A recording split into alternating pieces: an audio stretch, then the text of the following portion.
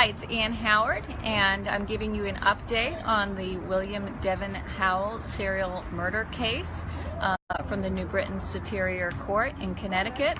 At approximately 2:15 today, William Devin Howell was led into the courtroom wearing bright orange prison garb and chained and shackled.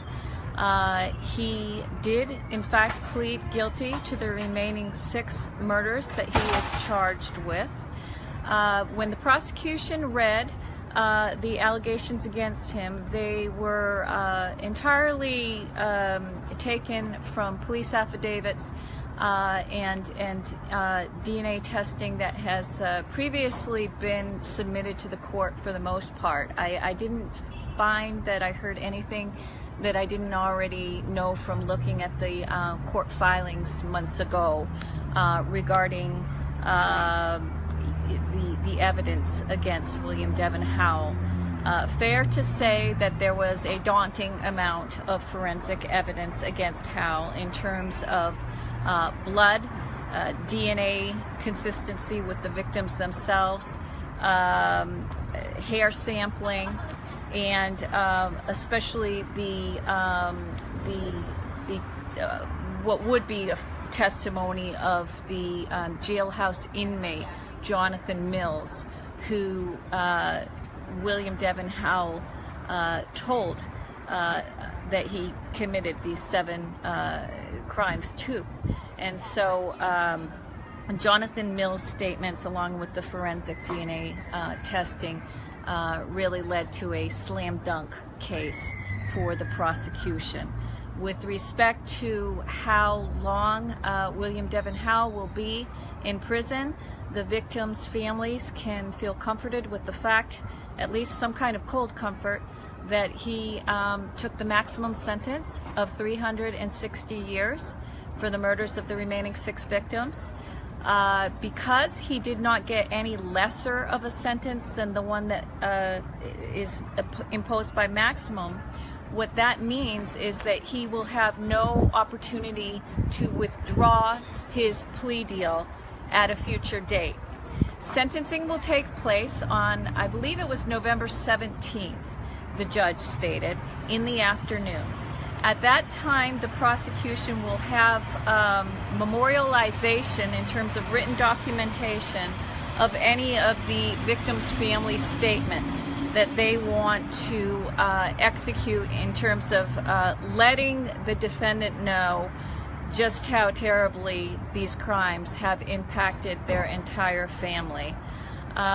With respect to the response of the victims' families in the courtroom, understandably, it was emotional for many of them to listen to the prosecution's reading statement of facts in terms of how their loved ones were killed. One victim's family member got up at one point loudly sobbing and had to leave the room, and many were visibly shaken and sobbing at the end of the hearing. Let's see, what else can I a few things that did come to light today is that it appears that all of the victims died by strangulation, and there may have been some coupling of blunt force trauma involved as well. 3 of the 7 victims in total, if you want to count Nilsa Arizmendi's death as one of the victims, although not part of this legal action, it certainly is one of the she is one of the victims that was found behind the mall. 3 of those deaths involved sexual assault, and for that reason, those 3 victims, their names were not publicly stated in a court of law due to Connecticut rules regarding anonymity of people who have been victims of sexual assault. So the important thing is, where do we go from here? Sentencing will more or less be a procedural loophole that needs to be gotten through. There will be nothing to mitigate these findings today. What I am most interested in from a journalistic perspective is that William Devin Howell has promised me on numerous occasions that he will share with me his version of events as the murders actually happened in his way of thinking. Now, interestingly, at today's plea deal hearing, when asked by the judge if he substantially agreed with the reading of the facts by the prosecution, Brian Perleski, William Devin Howell stated no. He did not substantially agree with all of the facts.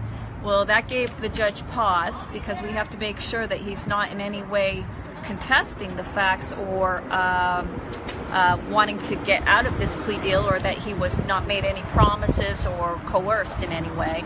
So she rephrased the question and more or less said, are you guilty of murdering these 6 people? And under the definition of murder in Connecticut, the legal definition being the intentional cause of someone's death and executing the behavior necessary to have that end result, are you guilty of that?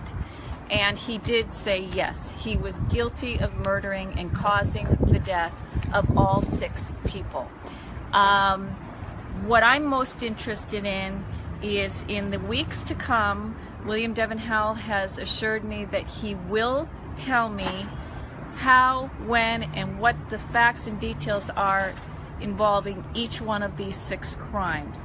And so I will be able to compare the prosecutor's notes, investigative affidavits filed by Daron and others, Detective Daron, and we'll be able to compare what their facts are to what Howell's version of the story is.